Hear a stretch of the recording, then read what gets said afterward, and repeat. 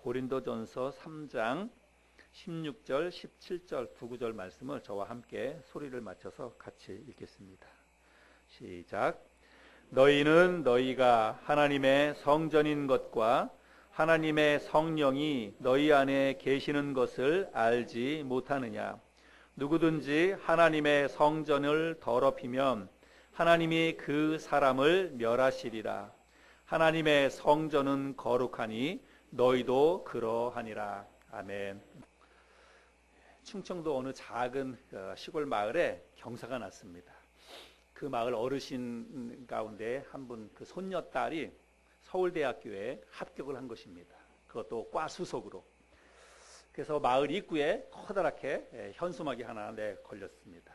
경축 김갑수 어르신의 손녀딸 김지영 서울대 수리과학부 수석 합격. 그리고 이제 마을 회관에서 동네에 잔치가 열리는 거죠. 막걸리에다가 고기에다 푸짐하게 잔치상이 차려지고 온 동네 사람들이 마을 회관 앞에 모여서 이제 음식을 나누면서 잔치를 합니다. 마을 회관 앞에도 똑같은 내용의 현수막이 하나 걸리지요. 경축 김갑수 어르신의 손녀딸 김지영 서울대 수리과학부 수석 합격. 근데 이제 음식을 막 나누다가 그 김갑수 어르신하고 비슷한 연배의 한 할아버지께서 김갑수 어르신에게 이렇게 묻는 것입니다. 근데 손녀딸 걔가 수리에 대해 뭘 좀 아는가? 걔가 수리를 한 번도 본 적이 없었을 텐데. 예. 할아버지는 수리과학부 이게 뭔지 몰라서 수리가 뭐 수리부엉이 이런 건 줄 알고 그렇게 얘기를 한 것이지요. 예. 수리과학부는 그냥 한마디로 수학입니다. 수학. 영어로는 뭐 mathematical science 이렇게 되어 있는데 수학이지요. 연세 드신 할아버지는 잘 모르셔서 그럴 수 있다고 하지만 만약에 대학에 합격한 그 학생이 자기 과가 뭘 가르치는지 자기 과에서 뭘 공부하는지를 만약에 모른다면 그건 이제 문제가 좀 있겠지요. 만약에 또 회사에 그 입사한 신입사원이 자기 회사가 도대체 뭘 하는 회사인지 정확히 잘 모른다면 그것도 문제이지요. 여러분은 교회가 뭐 하는 곳인지 여러분 정확히 아십니까? 교회가 무엇인지, 교회가 어떤 곳인지를 여러분 정확히 아시는지 모르겠습니다. 근데 의외로 교회를 수십 년 다녀도 교회가 뭐 하는 곳인지, 교회가 무엇인지 정확히 모르는 사람들이 의외로 많이 있습니다. 그저 교회를 단순히 주일날 예배드리러 가는 곳, 만약에 우리가 교회를 그 정도로만 알고 있다면 여러분 우리는 아직도 교회에 대해서 정확히 잘 모르고 있는 것입니다. 제가 두 차례에 걸쳐서 교회가 무엇인지에 대해서 말씀을 드렸는데 첫 번째는 교회는 하나님의 백성들이다. 교회는 하나님의 백성들이 모인 곳이 교회다. 이런 얘기를 했고 지난주에는 교회는 그리스도의 몸이다.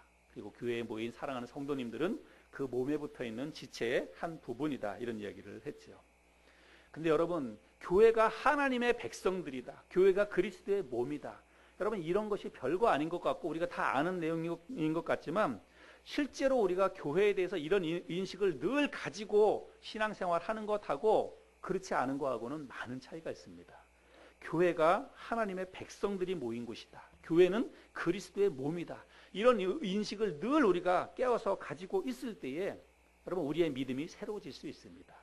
그리고 우리의 교회 생활이 달라질 수가 있습니다. 그래서 이런 생각들을 우리가 배우는 말씀들을 늘 머릿속에 기억하면서 신앙생활을 하는 저와 여러분 될 수 있기를 바랍니다. 오늘은 교회가 무엇인지에 대해서 마지막으로 세 번째로 오늘 말씀에 보면 사도 바울이 고린도 교회를 향해서 하시는 말씀인데 뭐라고 얘기하냐면 교회는 하나님의 성전이다 이렇게 이야기를 합니다. 우리 16절 17절 읽었는데 다시 한번 말씀을 보겠습니다. 너희는 너희가 하나님의 성전인 것과 하나님의 성령이 너희 안에 계시는 것을 알지 못하느냐. 누구든지 하나님의 성전을 더럽히면 하나님이 그 사람을 멸하시리라. 하나님의 성전은 거룩하니 너희도 그러하니라. 여기서 말하는 너희는 고린도 교회 성도들을 이야기하는 것이죠. 고린도 교회 성도들을 향해서 너희는 하나님의 성전이다 이렇게 이야기를 합니다. 또 고린도 교회에 쓴 두 번째 편지죠. 고린도 후서에서도 그런 이야기를 하는데 고린도 후서 6장 16절 말씀에 보면 하나님의 성전과 우상이 어찌 일치가 되리요? 우리는 살아계신 하나님의 성전이다. 이렇게 이야기합니다. 그래서 교회를 뭐라고 얘기하냐면 교회를 하나님의 성전이다. 이렇게 이야기를 한다는 것이지요. 그러면 우리가 교회를 성전이라고 이야기했으니까 성전이 무엇인지 성전에 대해서 우리가 성경에서 조금 살펴보면 좋겠습니다.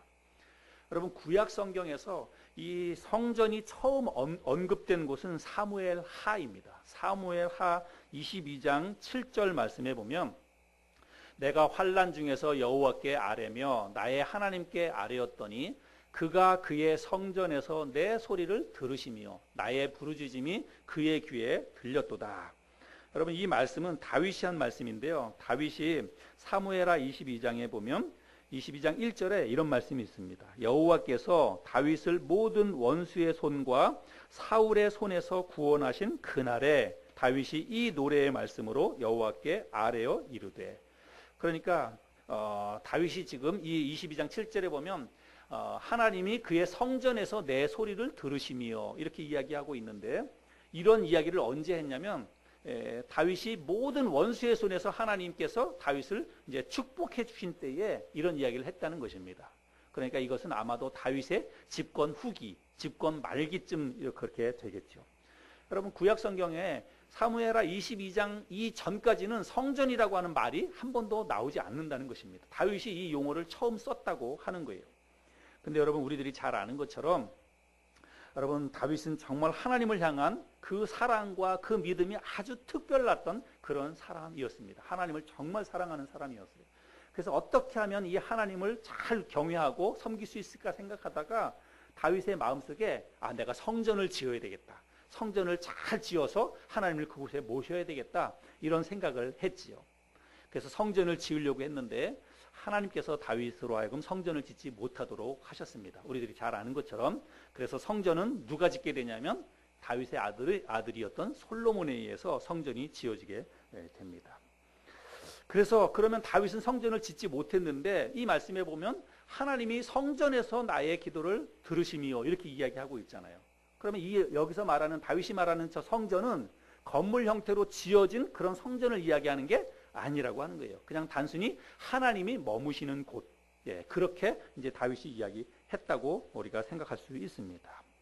그래서 성전은 이제 누가 짓게 되냐면 솔로몬이 짓게 되죠. 솔로몬이 다윗의 뒤를 이어서 왕이 되는데 왕자리에 앉고 나서 기름 부음을 받고 왕의 자리에 앉고 나서 4년째 되던 해에 솔로몬이 성전 건축을 시작하게 됩니다. 열왕기상 6장에 그 내용이 나오는데 열왕기상 6장 1절에 보면 이스라엘 자손이 애굽 땅에서 나온 지 480년이요 솔로몬이 이스라엘 왕이 된 지 4년 12월 곧 둘째 달에 솔로몬이 여호와를 위하여 성전 건축하기를 시작하였더라. 그래서 왕이 된 지 4년째 되던 해에 솔로몬이 이제 성전 건축을 시작했다라고 이야기하고 있죠. 그리고 7년 만에 성전 건축을 이제 완공을 하게 됩니다. 그런 내용이 열왕기상이 기록이 되어져 있는데 열왕기상 6장 37절 38절을 제가 읽어드려 보겠습니다. 넷째 해 12월에 여호와의 성전 기초를 쌓았고 11째 해, 그러니까 넷째 해에 성전 건축을 시작해서 11째 해라 그러니까 7년이 되는 거겠죠. 11째 해 불월 곧 8째 달에 그 설계와 식양대로 성전 건축이 다 끝났으니 솔로몬이 7년 동안 성전을 건축하였더라. 그래서 성전 건축을 시작해서 7년 만에 건축을 완공했다라고 하는 것입니다. 그래서 우리들이 이제 말씀을 쭉 이제 그런 부분들을 읽어보면 솔로몬이 성전 건축을 다 마치고 나서 낙성식을 하기 전에 백성들을 성전에 다 불러 모읍니다. 그리고 백성들을 한 곳에 불러 모으고 그 전까지만 하면 하나님의 언약궤가 다윗 성에 모셔져 있었어요. 그래서 하나님의 임재의 상징이었던 그 하나님의 언약궤를 다윗성에서부터 모셔와서 자기가 새롭게 지은 그 하나님의 성전에 하나님의 언약궤를 모셔둡니다. 그리고 나서 백성들을 모아놓고 두 손을 하나님을 향해서 손을 들고 하나님 앞에 기도합니다. 뭐라고 기도하냐면 기도의 내용은 한마디로 하나님, 이스라엘 백성들이 이 하나님이 계시는 성전을 향해서 눈을 들고 성전을 향해서 손을 들고 기도하면 하나님 우리 기도를 들어주십시오. 그렇게 성전을 향해서 누구라도 하나님 앞에 기도하면 하나님 그 기도를 응답해 주십시오. 이렇게 기도를 합니다. 그래서 우리가 나중에 보면 여러분 다니엘이 바벨론의 포로로 잡혀가 있는 동안에 다니엘이 항상 아침마다 일어나서 하나님 앞에 기도하지요. 그런데 다니엘이 기도할 때 어떻게 기도한다고 성경에 나와 있습니까? 성전을 향해서 창문을 열고 성전이 있는 그곳을 바라보면서, 그것이 동쪽이면 동쪽을 향해서든지, 그래서 아무튼 그 방향을 성전을 향해서 눈을 들고 몸을 틀어서 그렇게 기도를 했다는 것입니다. 이런 내용을 잘 알기 때문에 다니엘도 그런 기도를 했다는 것이지요. 그래서 솔로몬이 그렇게 이스라엘 백성들이 하나님의 성전을 향해서 눈을 들고 기도하면 하나님 우리 기도를 응답해 주십시오. 그렇게 하나님 앞에 기도를 합니다. 그렇게 기도하는 것에 대해서 하나님이 솔로몬에게 뭐라고 응답을 하시는지 여러분 우리가 한번 이 내용을 한번 찾아보겠습니다. 열왕기상 9장을 여러분 한번 찾아보시기 바랍니다. 열왕기상 9장 1절부터 9절까지 제가 한번 읽어볼 테니까 여러분 눈으로 잘 따라 보시기 바랍니다. 솔로몬이 여호와의 성전과 왕궁 건축하기를 마치며 자기가 이루기를 원하던 모든 것을 마친 때에 여호와께서 전에 기브온에서 나타나심과 같이 다시 솔로몬에게 나타나사 여호와께서 그에게 이르시되 네 기도와 네가 내 앞에서 간구한 바를 내가 들었은즉 나는 네가 건축한 이 성전을 거룩하게 구별하여 내 이름을 영원히 그곳에 두며 내 눈길과 내 마음이 항상 거기에 있으리니, 기도에 응답해 주겠다는 거잖아요. 그리고 나서 조건이 있습니다. 네가 만일 내 아버지 다윗이 행함같이 마음을 온전히 하고 바르게 하여 내 앞에서 행하며 내가 네게 명령한 대로 온갖 일에 순종하여 내 법도와 율례를 지키면 내가 네 아버지 다윗에게 말하기를 이스라엘의 왕위에 오를 사람이 네게서 끊어지지 아니하리라 한 대로 내 이스라엘의 왕위를 영원히 견고하게 하려니와 만일 너희나 너희의 자손이 아주 돌아서서 나를 따르지 아니하며 내가 너희 앞에 둔 나의 계명과 법도를 지키지 아니하고 가서 다른 신을 섬겨 그것을 경배하면 내가 이스라엘을 내가 그들에게 준 땅에서 끊어버릴 것이요 내 이름을 위하여 내가 거룩하게 구별한 이 성전이라도 내 앞에서 던져버리리니 이스라엘은 모든 민족 가운데서 속담거리와 이야기거리가 될 것이며 이 성전이 높을지라도 지나가는 자마다 놀라며 비웃어 이르되 여호와께서 무슨 까닭으로 이 땅과 이 성전에 이같이 행하셨는고 하면 대답하기를 그들이 그들의 조상들을 애굽 땅에서 인도하여 내신 그들의 하나님 여호와를 버리고 다른 신을 따라가서 그를 경배하여 섬김으로 여호와께서 이 모든 재앙을 그들에게 내리심이라 하리라 하셨더라.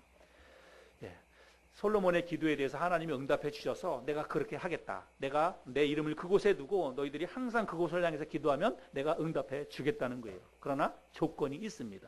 너희가 다윗처럼 나를 경외하고 나를 섬기면 내가 그렇게 하겠다는 거예요. 만약에 너희들이 그렇게 하지 아니하고 나를 섬기지 아니하고 다른 신을 따라가서 다른 신을 섬기면 너희들이 지은 이 성전, 내가 영원히 함께 하겠다고 약속했던 이 성전이라도 내가 버리고 떠나겠다는 것입니다.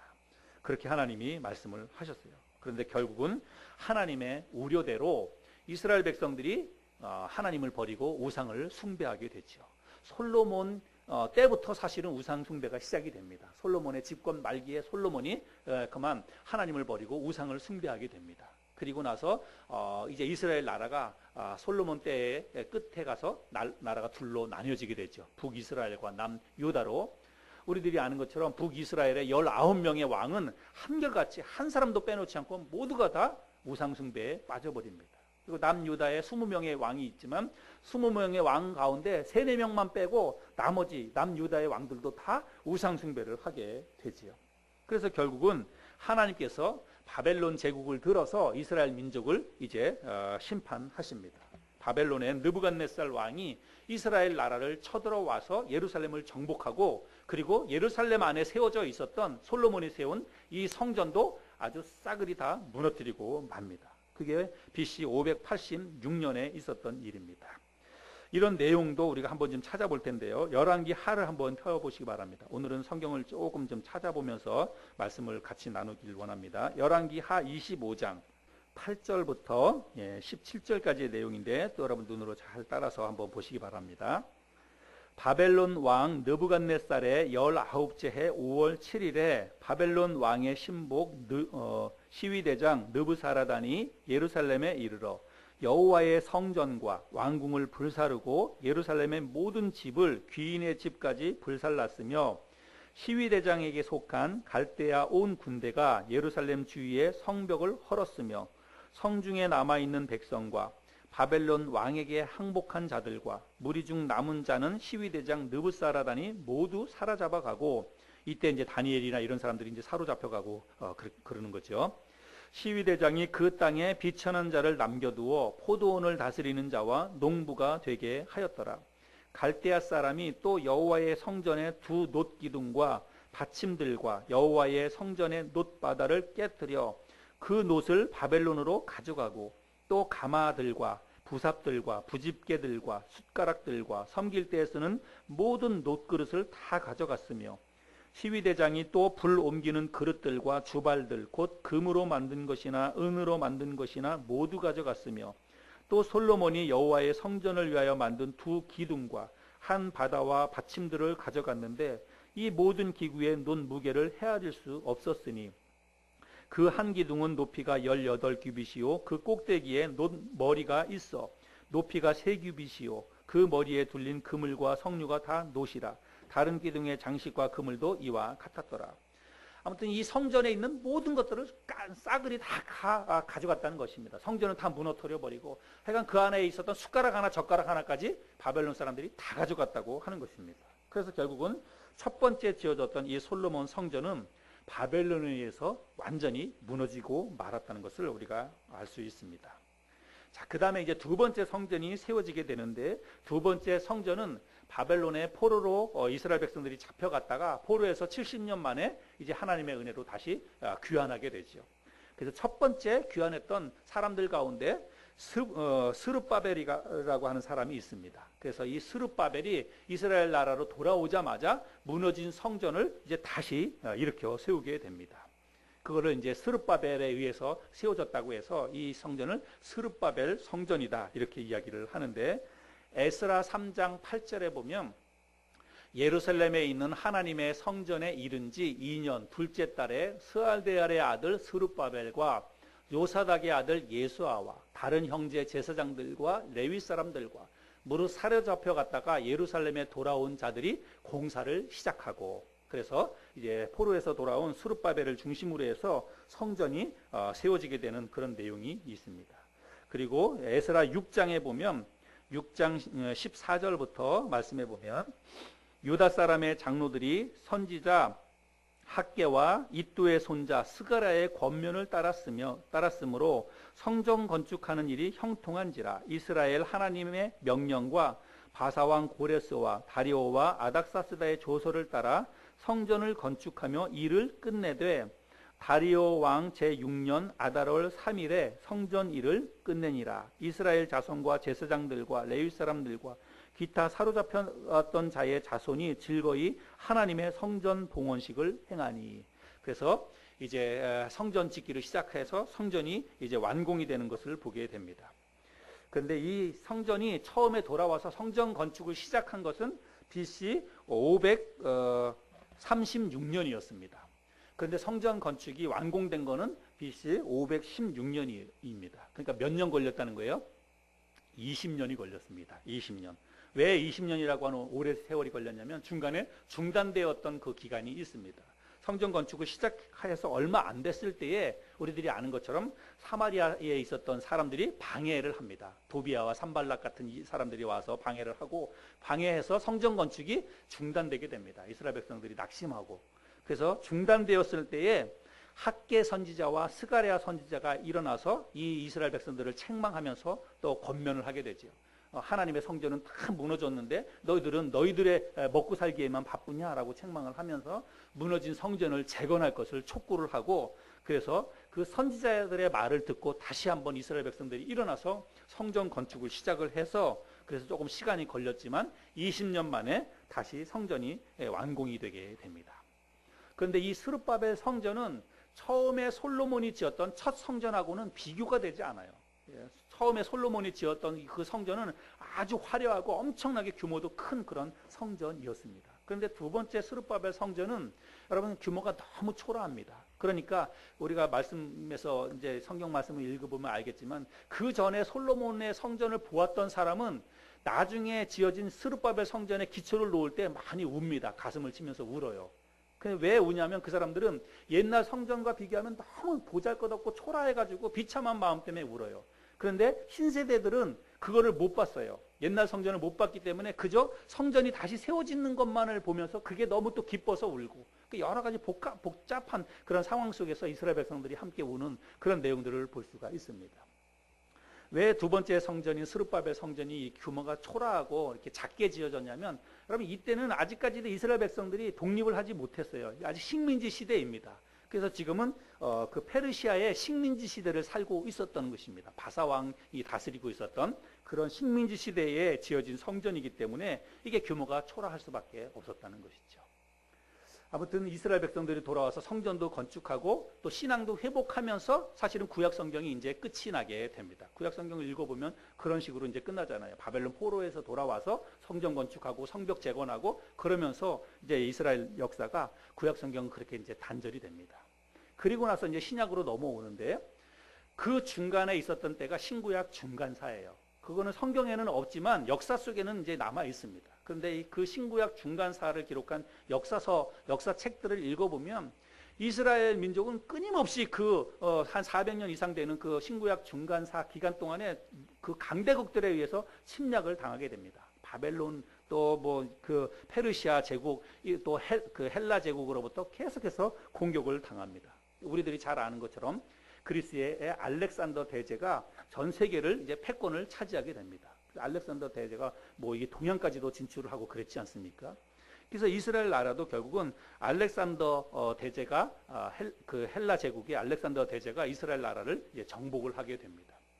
그런데 뭐 영원한 황제는 없는 거죠. 알렉산더 대제가 이제 죽고 나서 그 헬라 제국이 네 등분으로 나눠지게 됩니다. 네 등분으로 나눠지는데 특별히 이스라엘 민족에 영향을 미쳤던 제국은 시리아 왕조라고 하는 왕조인데 이 그 셀루쿠스 왕조라고 하는 이 왕조가 이스라엘 민족을 이제 다스리게 됩니다. 그런데 이 그 시리아 왕조 가운데에서 셀루쿠스 왕조 가운데에서 안티오코스 에피파네스라고 하는 이 그 왕이 있었는데 이 왕이 아주 못된 왕입니다.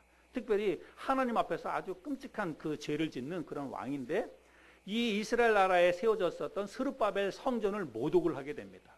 그래서 유대인들을 아주 못살게 구는 그런 왕이었어요.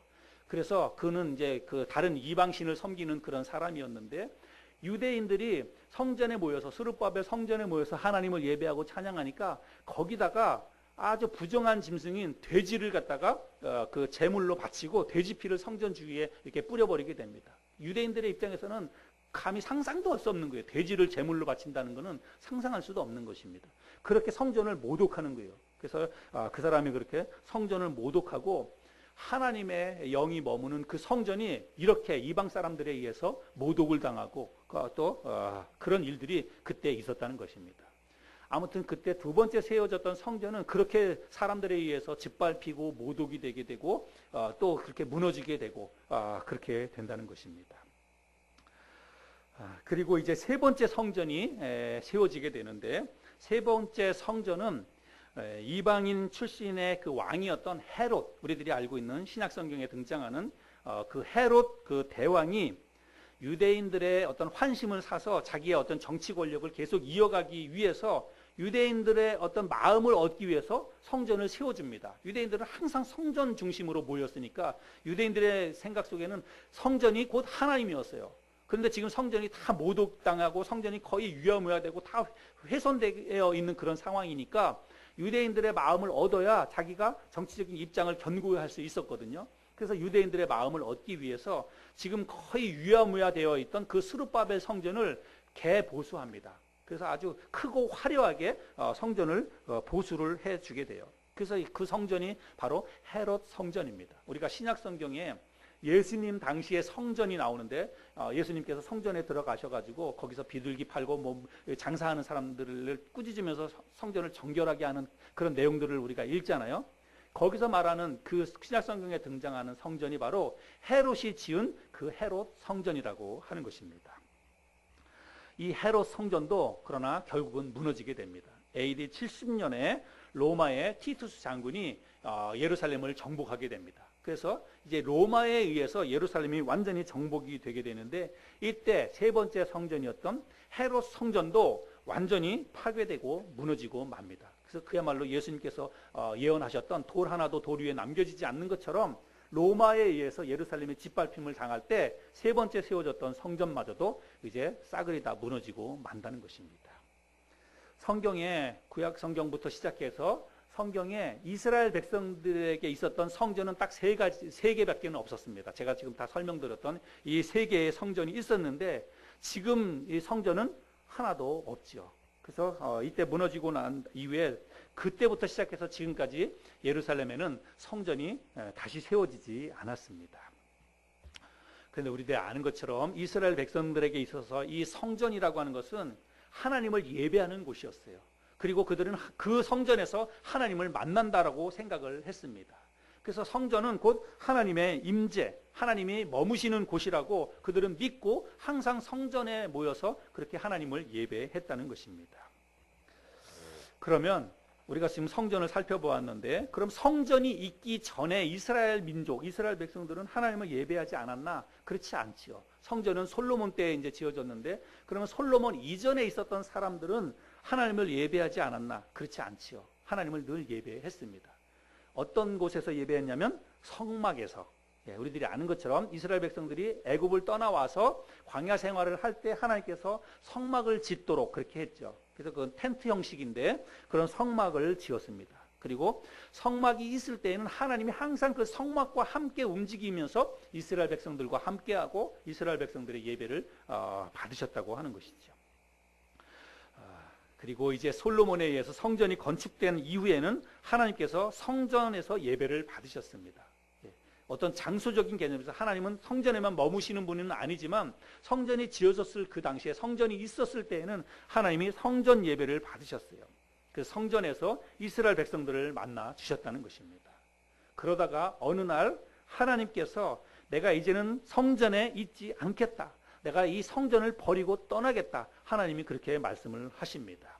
그런 내용이 열왕기하 23장에 있는데, 열왕기하 23장 27절에 보면 여호와께서 이르시되 내가 이스라엘을 물리친 것 같이 유다도 내 앞에서 물리치며 내가 택한 이 성 예루살렘과 내 이름을 거기에 두리라 한 이 성전을 버리리라 하셨더라. 하나님이 이제 성전을 버리고 떠나겠다는 거예요. 이 성전과 함께하지 않겠다고 하나님이 말씀을 하셨습니다. 왜 하나님이 이렇게 말씀을 하셨냐면 므낫세 때문에 그랬습니다. 므낫세. 므낫세의 어떤 므낫세가 잘못한 므낫세의 범죄로 인해서 하나님께서 이제 이렇게 성전을 버리겠다라고 말씀을 하십니다. 그 열왕기하 23장 26절에 보면 그러나 여호와께서 유다를 향하여 내리신 그 크고 타오르는 진노를 돌이키지 아니하셨으니 이는 므낫세가 여호와를 경노하게 한 그 모든 경노 때문이다. 그래서 므낫세가 하나님을 분노하게 만들었다는 거예요. 그래서 이제는 내가 예루살렘을 버리고 예루살렘에 세워졌던 성전도 내가 버리고 떠나겠다, 이렇게 말씀을 하십니다. 그러면 므낫세가 도대체 무슨 짓을 했길래 하나님께서 므낫세 때문에 내가 성전을 떠나겠다고 늘 지금까지 함께했던 성막으로부터 이어져서 성전으로 이어진 그 장소에서 하나님이 이스라엘 백성들을 만나시고 예배를 받으시고 그랬는데 이제는 그곳에서 완전히 떠나겠다고 말씀하시는 거예요. 그럼 므낫세가 도대체 무슨 짓을 했나 우리가 한번 좀 찾아보겠습니다. 이 말씀은 이제 중요하니까 여러분 열왕기하 21장을 한번 펴보시기 바랍니다. 열왕기하 21장,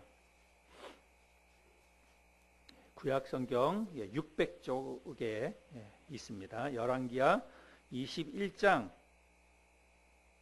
2절부터 9절까지 제가 한번 읽어보겠습니다.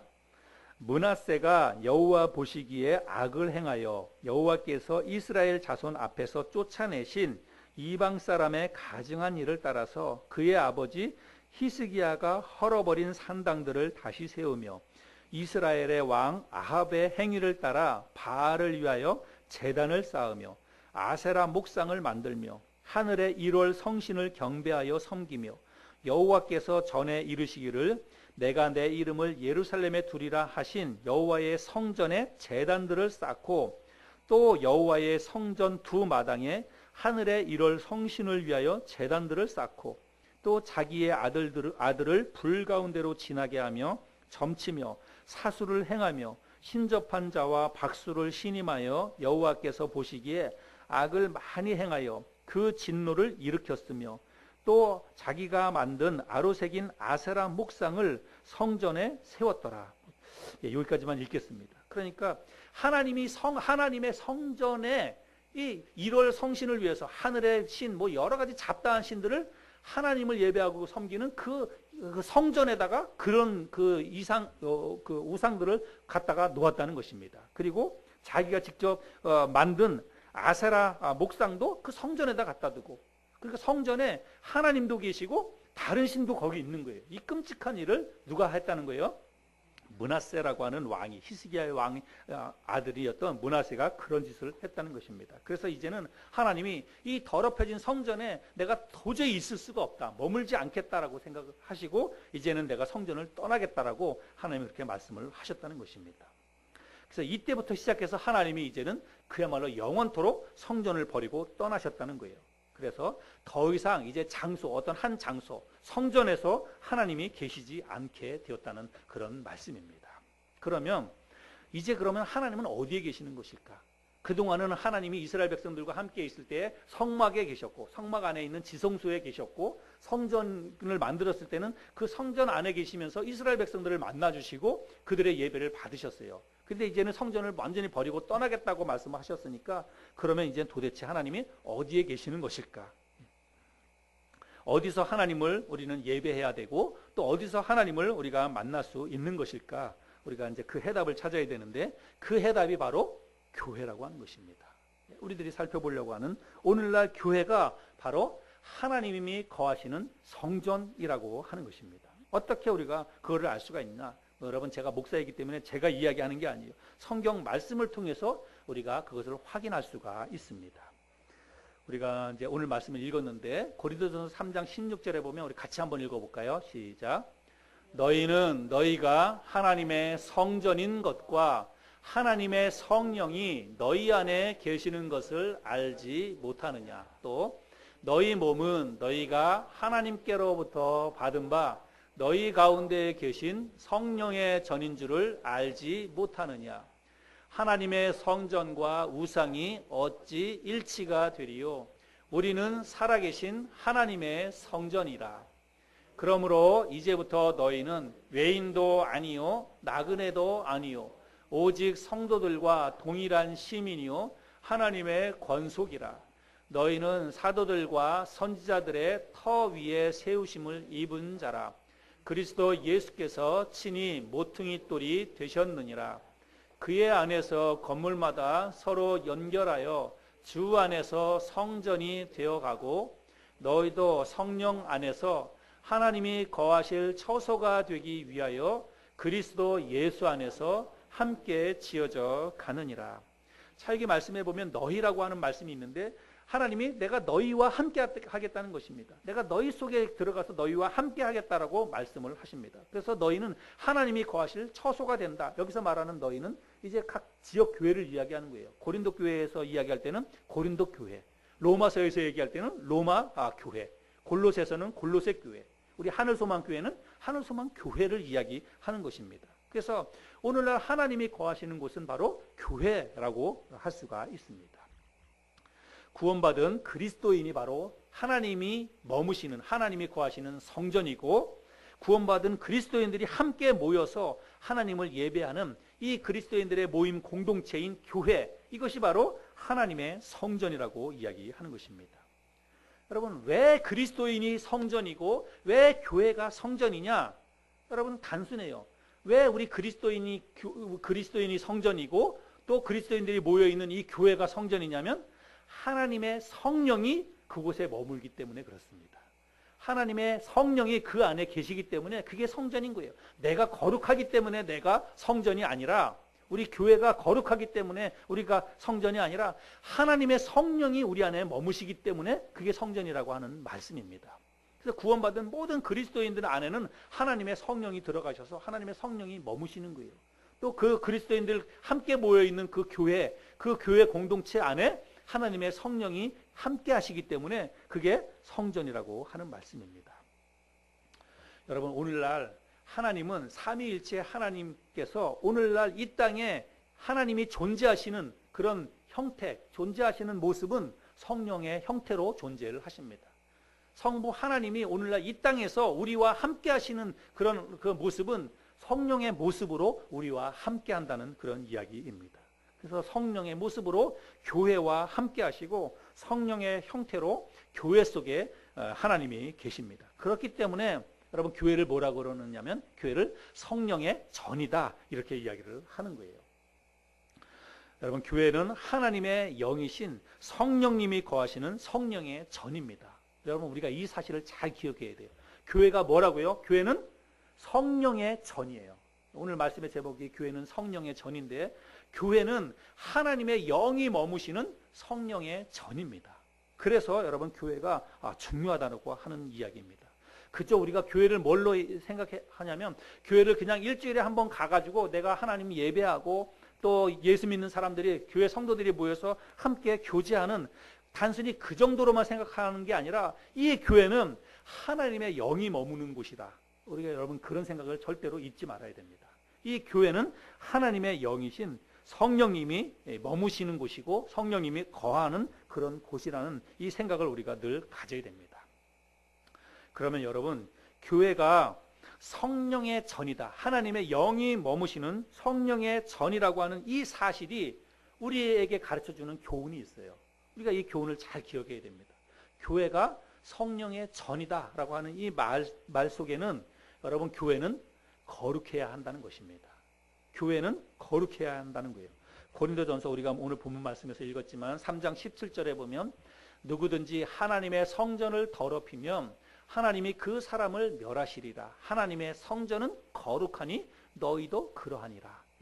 교회는 하나님의 성령의 전인데 그 성령의 전은 거룩해야 된다고 이야기하고 있습니다.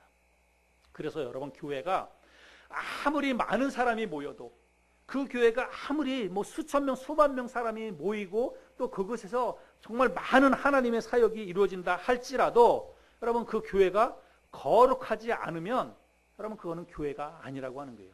사람들 모이는 숫자에 상관이 없습니다. 그 교회가 정말 성경에서 말하고 있는 그 교회가 되기 위해서는 그 교회는 항상 거룩해야 됩니다. 거룩하지 않으면 하나님의 성령이 그곳에 머물 수가 없기 때문이에요. 그래서 여러분, 교회의 가장 중요한 요소는 바로 거룩이라고 하는 것을 우리 절대로 잊어서는 안 됩니다.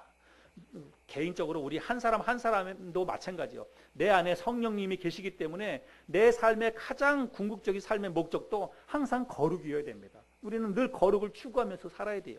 그리고 우리 예수 믿는 그리스도인들이 모여있는 이 하늘소망교회 공동체도 우리가 항상 거룩이 우리의 삶의 가장 우선순위의 목적이 되어야 됩니다. 물론 교회가 부흥도 해야 되고 성장도 해야 되고 다 해야 되지만, 아무리 교회가 부흥하고 성장하고 사람들이 많이 모인다 할지라도 그 모임 공동체에 거룩이 없어진다면 그건 더 이상 교회가 아니라고 하는 거예요. 근데 우리가 늘 우리의 머릿속에 우리 교회는 거룩해야 된다, 이 생각을 늘 가지고 있어야 된다는 것입니다. 자, 그러면 교회가 거룩해야 된다고 얘기하고 있는데, 여러분, 거룩이라고 하는 게 뭘까요? 어떻게 하는 게 거룩한 것일까요? 거룩? 우리가 단어는 알아요. 여러분, 거룩이라고 하는 말 알잖아요. 그런데 도대체 거룩이 뭘까? 어떻게 하는 게 거룩한 걸까? 거룩해야 된다고 하니까 거룩해 하긴 해야 될 텐데, 어떻게 하는 게 거룩하게 사는 것일까? 여러분, 거룩이라고 하는 말은 우리들이 조금 이 단어를 조금 착각할 수 있는데, 거룩은 근엄함 혹은 청결함, 깨끗함, 우리가 거룩은 그렇게 생각할 수 있습니다. 좀 이렇게 좀 점잖고 근엄하고. 그리고 정결하고 깨끗하고 이런 것들을 생각할 수 있는데, 물론 좀 일맥상통한다고 볼 수도 있지만, 여러분 쉽게 제가 설명을 드릴게요. 거룩은 뭐냐면, 거룩은 구별이에요. 구별. 하나만 딱 생각하시면 됩니다. 거룩이 뭐냐? 거룩은 구별됨이다 라고 하는 것입니다. 구별됨. 고린도후서 6장에 보면, 6장 14절부터 보면, 너희는 믿지 않는 자와 멍에를 함께 매지 말라. 의와 불법이 어찌 함께하며 빛과 어둠이 어찌 사귀며 그리스도와 벨리알이 어찌 조화되며 믿는 자와 믿지 않는 자가 어찌 상관하며 하나님의 성전과 우상이 어찌 일치가 되리요. 우리는 살아계신 하나님의 성전이라. 이와 같이 하나님께서 이르시되 내가 그들 가운데 거하며 두루 행하여 나는 그들의 하나님이 되고 그들은 나의 백성이 되리라. 또 그 17절 말씀에 아주 중요한 말씀이 있는데, 그러므로 너희는 그들 중에서 나와서 따로 있고 부정한 것을 만지지 말라. 내가 너희를 영접하여 너희에게 아버지가 되고 너희는 내게 자녀가 되리라. 전능하신 주의 말씀이니라 하셨느니라. 이 말씀 가운데 너희는 그들 중에서 나와서 따로 있고 이렇게 말씀하고 있죠. 여러분, 제가 교회를 설명하면서, 교회는 여러분 에클레시아라고 하는 이 교회의 그 단어에 에클레시아라고 하는 단어를 제가 설명했죠. 에클레시아는 두 단어가 합성했다 그랬잖아요. from 어디로부터, 그 다음에 클레오 불러서 나왔다는 거예요. 불렀다. 어디로부터 부름을 받아서 따로 떨어져 나온 사람들이 바로 교회라고 하는 것입니다. 여기 말씀에서도 정확히 설명하고 있죠. 그들 중에서 나와서 따로 있고. 여러분, 그들 중에서 나와서 따로 있다라고 하는 게 바로 뭐예요? 구별되는 것을 이야기하는 것입니다. 구별됨. 그래서 여러분, 우리 출애굽기에 보면 이스라엘 백성들에게 하나님께서 모세를 통해서 정결의 예법을 가르칩니다. 정결의 예법을 가르치는데 끊임없이 그들에게 구별될 것을 이야기합니다. 그래서 옷을 짤 때도요, 양털하고 그 배실하고 섞어 짜지 말라고 이야기하고 있습니다. 그 어떤 그 특성을 가지고 있는 그런 직물만 가지고 옷을 짜라는 거예요. 그리고 밭에다가 씨를 뿌릴 때에도 한 밭에다가는 한 종자만 뿌리라고 하는 것입니다. 한 밭에다가 두 종류의 씨앗을 같이 뿌리지 말래요. 근데 이렇게 보면 저희 시골에서는 그렇지 않은 것을 봅니다. 감자밭에다가 고랑에다가 콩도 심고, 그죠? 같은 밭에다가 다른 것, 옥수수밭 사이사이에다가도 또 이렇게 강낭콩도 심고 그런 것을 볼 수 있는데, 하나님은 그렇게 하지 말라는 것입니다. 한 밭에다가는 한 씨앗만 뿌리고, 옷을 짤 때도 다른 직물을 섞어 짜지 말라고 그렇게 이야기하고 있습니다. 또 밭을 갈 때도 소와 나귀를 한 그 결의에 묶어서 함께 갈지 말도록 그렇게 이야기하고 있습니다. 그리고 가나안 땅에 들어가서 살 때 반드시 가나안 족속 사람과는 혼인하지 말 것을 이야기하고 있습니다. 여러분, 이게 다 뭐예요? 섞이지 말라는 거예요. 여러분, 성경에 보면, 구약 성경에 보면 하나님이 끊임없이 이스라엘 백성들에게 이야기하는 것 한 가지가 있는데 뭐냐면 섞이지 말라는 것입니다. 여기가 섞이지 말라는 거예요. 왜냐하면 섞이는 순간에 거룩이 상실되기 때문에 그렇다는 것입니다. 그래서 끊임없이 이스라엘 백성들에게 섞이지 말 것을, 여러분, 성경은요 결국은 그 얘기예요. 크게 보면 두 가지입니다. 성경 전체 이야기 스토리는 뭐냐면, 하나는 이 세상에 누가 진짜 왕이냐, 내가 이 세상의 왕이다, 하나님이 그것을 말씀하시고 있고, 그 다음에 왕을 따르고 있는 이스라엘 백성들, 이 하나님의 사람들은 항상 이 세상에 섞이지 말아야 된다는 것입니다.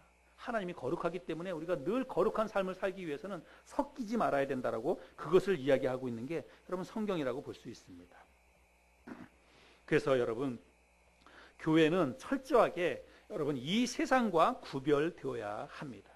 여러분, 개인적으로 교회를 이루고 있는 나 한 사람도 여러분 섞이지 말아야 돼요. 개인적으로 이 세상에 섞이지 않게 하기 위해서 우리가 깨어서 기도해야 되고, 그리고 하나님 말씀에 순종하고 성령님의 인도하심에 따라서 우리가 그런 삶을, 구별된 삶을 살아야 한다는 것입니다. 개인적으로도 구별된 삶을 살아야 되고, 교회적으로도 마찬가지예요. 교회적으로도 우리 하늘소망교회가 정말 하나님의 성령이 거하시는 거룩한 성령의 전이 되도록 우리 각자가 다 노력을 해야 돼요. 각자 노력해야지 우리 교회 공동체가 그런 교회가 되는 것이죠. 여러분, 제가 교회를 설명하면서, 여러분, 교회는 건물이 아니라 사람이라고 그렇게 얘기했죠. 물론 건물 자체는 거룩하지 않습니다. 건물에서는 다양한 것들을 할 수 있기 때문에.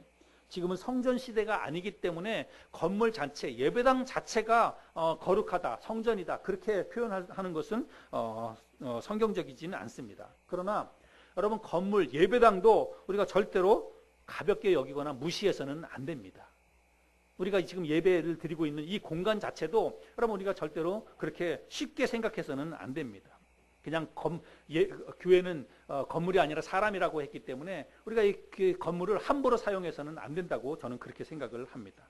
왜냐하면 우리가 여기에 모여서 하나님을 예배하잖아요. 우리가 여기에 함께 모여서 하나님 앞에 기도하고 예수 믿는 거룩한 하나님의 사람들이 이곳에 모여서 함께 교제하고, 그러니까 여기 공간도 그만큼 중요하다라는 생각을 합니다. 그래서 여러분, 우리가 여기에 모일 때, 교회에서 우리가 주일날 하나님을 예배하기 위해서 여기에 모일 때 공간 자체는 뭐 그렇게 거룩하지 않지만 모임을 갖기 위해서 우리가 이곳에 모일 때 우리의 마음을 돌아봐야 됩니다. 내 마음을 돌아보고, 그리고 그 몸도 좀 정결하게 하고, 그렇게 하면서 우리가 이 모임 공간에 모일 수 있어야 된다는 그런 이야기입니다. 그래서 우리가 함께 모일 때, 그리스도인 교회 공동체 사람들이 함께 모일 때 우리의 입술과 우리의 마음과 우리의 몸을 살피고 또 점검해야 됩니다. 그리고 늘 정결하게 해야 돼요. 부정한 입술, 음란한 생각, 교만한 마음, 미움, 다툼, 시기, 질투, 증오, 혹시라도 우리가 이런 것들을 마음속에 품고 이 모임 자리에 오게 된다면 하나님의 성령이 우리와 함께 할 수가 없어요. 그래서 우리가 이 모임 가운데 올 때 우리의 마음을 정결하게 해야 되고, 교회에 와서 예배드리기 전에 우리가 하나님 앞에 각자 기도해야 됩니다. 각자 기도하면서 정말 내 마음을 정결하게 하고, 오늘 하나님 앞에 우리가 거룩한 예배를 드리는데 하나님이 정말 내 예배를 받으실 수 있도록, 우리의 예배를 받으실 수 있도록 하나님 우리의 몸과 마음을 정결하게 해주세요. 그렇게 하나님 앞에 기도해야 한다는 것입니다. 그래서 우리가 모임을 가질 때 정말 우리가 각자가 돌아보고 늘 깨끗하고 정결한 마음으로 우리가 이 자리에 와서 함께 하나님을 찬양하고 함께 예배할 수 있으면 좋겠습니다. 여러분, 제가 오늘 교회가 무엇인가 말씀을 드렸는데, 여러분, 교회는 하나님의 영이 머무시는 성령의 전입니다. 여러분, 우리는 교회를 이런 성경적인 생각을 가지고 교회를 우리가 바라봐야 됩니다. 교회는 그냥 일주일에 한 번 가는 곳이 아니에요. 교회는 그냥 일주일에 한 번 가가지고 그냥 우리가 반가운 사람들 만나서 그냥 예배하고, 단순히 그런 게 아니라 교회는 하나님의 영이 머무는 곳이다. 하나님의 영이 머무는 거룩한 곳이 바로 교회다라고 하는 생각을 가지고 우리가 그 거룩을 추구하는 그런 삶을 살아야 된다는 것입니다. 우리 하늘소망교회가 정말 거룩한 하나님의 성전이에요. 우리가 그런 생각을 가지고 이 교회를 지켜나가야 됩니다. 올 한 해 우리가 다 함께 세워가는 교회라고 말씀을 드렸는데, 여러분, 교회를 세운다는 것은 우리가 이 거룩을 추구하고 내 자신부터 삶 가운데 세상으로부터 구별된 삶을 살아내고 정말 세상으로부터 돌아와서 하나님 앞에 바로 서고 믿음으로 바로 서서 죄와 섞이지 않고 세상과 구별된 그런 삶을 살아야 돼요. 그래서 그런 삶을 우리 모두가 다 같이 함께 노력해서 그런 삶을 살고, 그런 삶을 살기 위해서 서로 권면하고 또 말씀으로 가르치고, 이렇게 해서 우리 교회 공동체가 거룩한 하나님의 성령의 전이 될 수 있도록 세워나가는 것. 여러분, 이게 바로 교회를 세운다는 그런 의미입니다. 저와 함께 2019년 올 한 해 동안 정말 하나님의 영이 우리의 모임 가운데 항상 계시도록, 그리고 우리의 모임 속에서 하나님이 영광을 받으실 수 있도록 그렇게 거룩한 하나님의 전으로 우리 교회를 잘 세워나가는 올 한 해가 될 수 있기를 바랍니다.